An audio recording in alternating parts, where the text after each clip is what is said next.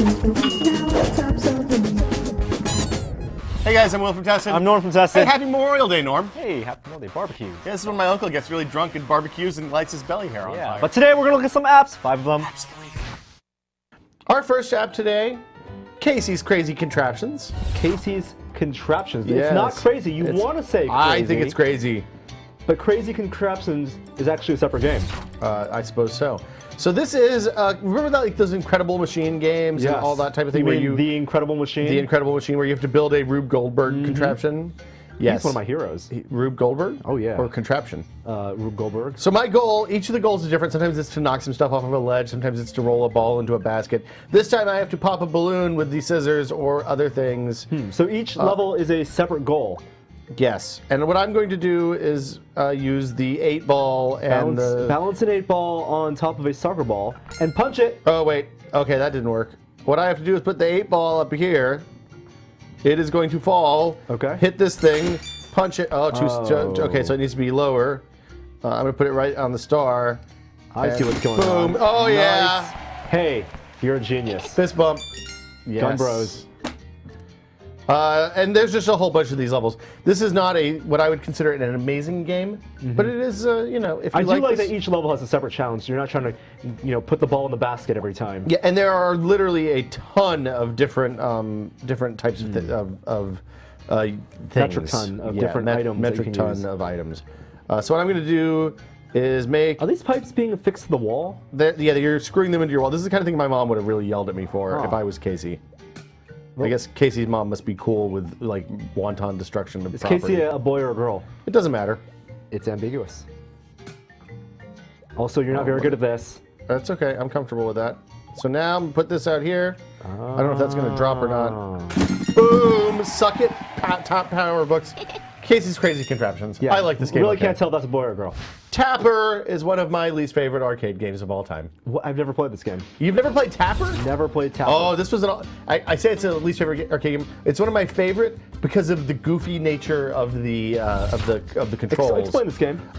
You're a bartender or a root beer bartender, and your goal is to serve your patrons root beer or beer, depending on whether you use the PG or adult version of the game. Diner Dash? No, it is not at all like Diner Dash. So you tap the tap to serve a drink, and you slide it down, and if you serve too many, then it goes off the end. I see a lot of like quadruplets and twins in this game. You're saying they didn't really do a whole lot with art. Yeah. That's fair. Look, those two look exactly the same, except they have different colored hair and possibly Oh my hats. god. Oh my god, I'm gonna drop the bowls. You gotta catch all the glasses, and you gotta get the beer. This is just like a Diner Dash type game. Oh, it's about I lost. multitasking and it's a tapping juggling quickly. game, basically. Yes. Yeah. I like this game quite a bit. This actually works really well with touch. Tap those glasses. When you played in the arcade, this had crazy controls. Uh-oh, that was one too many. Wait, this is an arcade game? It was an early 80s arcade game. What? Yeah. So, no touch controls. How did you tap? Like, were they actual physical There was a tap? physical control, and you went up and down. And use a virtual tap. And there was a virtual tap attached to the thing. It was a crazy arcade game. I don't actually remember ever seeing it in an arcade, but I've seen it at California Extreme or someplace similar. Oh, those nerds. So this is Tapper. There's not really much more to this game. There's a story mode where you go around the world. There's a bunch of different environments. If they're supposed to be out in the snow, why are these people wearing so few clothes? Like, maybe they just came inside. This is Canada, man. This is Enriched Traffic, Norm. This is an application from the future. Wait. This is actually an application from the past, because I've had this on my phone for years. Did you pay $25 for the comparative traffic analysis from commute times? No. I did. Whoa, a $25 app. Yeah. This is the most expensive app I think we've ever tested, but I'm not entirely certain. Holy crap. So what are these lines? So these lines are showing you where there's no color, that's where traffic is normal. Racist? No, Okay. that's not racist. Okay. That's traffickist. Where it's black, that means it's worse. That's racist. There you go.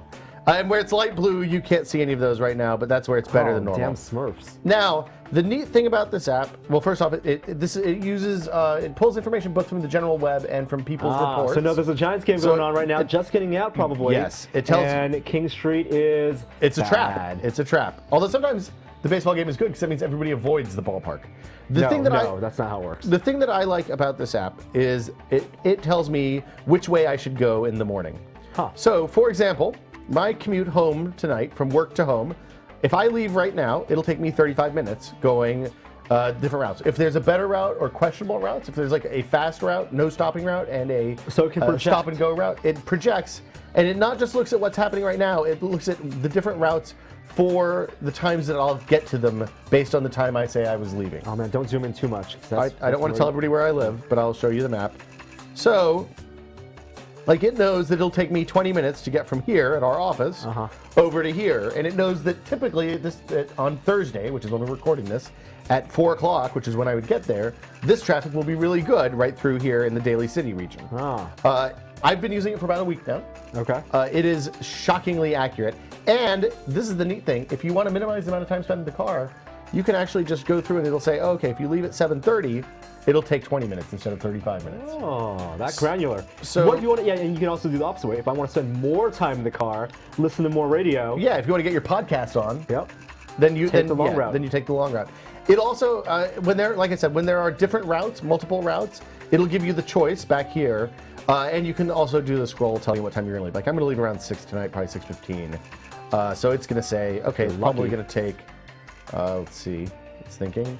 If I go the normal way that I usually go, it's going to take 34 minutes, and I'll arrive home at about 6:45, 6:49. It's not hyper accurate, but it's usually within a minute or two. And I have actually found new routes that are significantly faster than my standard route. So my question is there a companion app for the iPhone? There's an iPhone app as well. I have it installed on my iPhone. It's all set up on the iPhone. I've just been using it. Because I don't want to have to pull up the iPad every time I want to. I have a Wi-Fi iPad. You don't want that. If people report like a sofa in the road, this morning when I was on the way in, it told me, hey, there's a giant ass chain in the road on 280. Wow. You want to be careful around here. And that's all crowdsourced. It's crowdsourced, and they get it from the DOT as well. The next app is the Heist. This is the iPhone game of the week. Oh. So it's an iPhone. You can tell it's an iPhone game. Okay.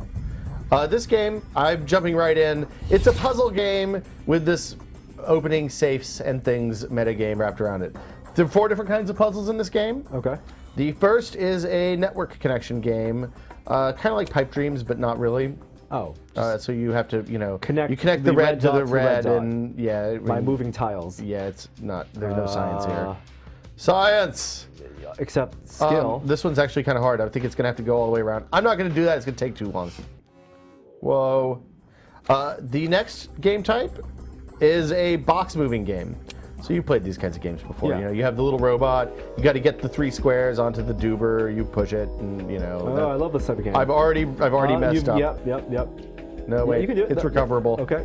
Now you got to push it up. Yeah. So Now which like, one do you go first? All the way to the end? Or is that a mistake? I don't know. I think you made a mistake. It's possible. I've done it once or twice before. Oh, no! Now I made a mistake. But if I made a mistake, you could have actually pushed it the other way. No, I couldn't Yeah, you get over could. there. You could have walked all the way Oh on my top God. and pushed it all the way to the left. Oh well. Well, now you failed. Let's look at the third. Next type of game. The third type of game is this. This Where is like antennas? No, this one actually is the hardest I think of all of them. This is Sudoku, but it's with irregular shapes and with symbols instead get of me out of numbers. this. I'm already confused. So you have to put. It has to be a unique symbol in each row in each column. Like it has, there's like this is a 1, 2, 3, 4, 5. This is a 7x7 grid. Each of the 7 symbols in each row has to be unique. Each of the 7 symbols inside each of these spaces has to be unique, but all the same color, and they all have to be the same in the columns. It's really hard because Sudoku you don't have to remember it's just 9s and 5s and 3s. Ow! My brain is hurting. Norm's brain hurts. And hold on. And the last one is a bus moving puzzle. You've played these before, where you have to, the car is stuck in traffic, and you have to make a straight line for the fuse. I don't even know where to start on this one. This one looks brutally difficult. You call it a bus puzzle? I call them traffic puzzles. It's like the parking puzzles. Yeah. What do you call them?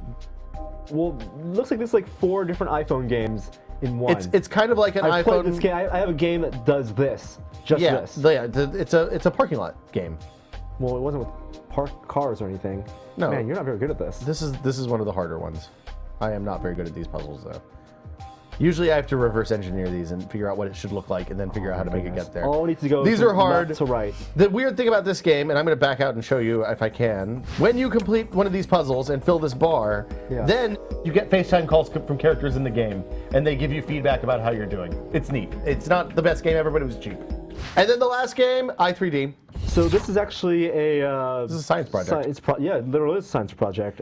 It's all about perspective. From 2 grad students who wanted to simulate 3D.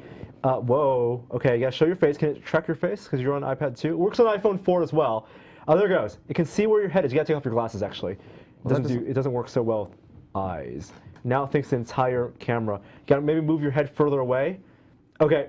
So oh my god, everything's blurry and not at all 3D. That it tracks your head and it will try to move this 3D object so it looks like it's 3D. So this is like and those, you can actually there's do more different ones. So this is like those cool things where, oh my god, it's all blurry, I can't see anything. This is like those sidewalk paintings where people paint a really long picture and it looks like it pops out of the sidewalk at you. It's called anamorphic perspective. No, that's not it. Anamorphic is when it fills all the lines on the TV. No, anamorphic perspective. Anamorphic perspective. Really? Yes. Okay. That was another scintillating episode of Apps of the Week. Oh yeah, that traffic app changed your life? Well, not quite, but it's pretty good. I feel like I'm doing something Also, to fight traffic. $5. It And was stupid expensive. The i3D app, okay, very science project-like, it's free. It's only okay. works if you have a camera on your iOS no device. iPad 1. Also, Casey, boy or girl? I still don't know. I know, we'll find out next week. See you guys then. Bye.